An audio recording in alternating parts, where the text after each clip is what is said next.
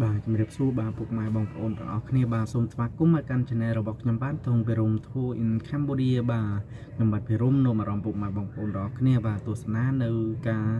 ធ្វើដំណើរតាមដងផ្លូវ60ម៉ែត្រឆ្ពោះទៅស្ពាន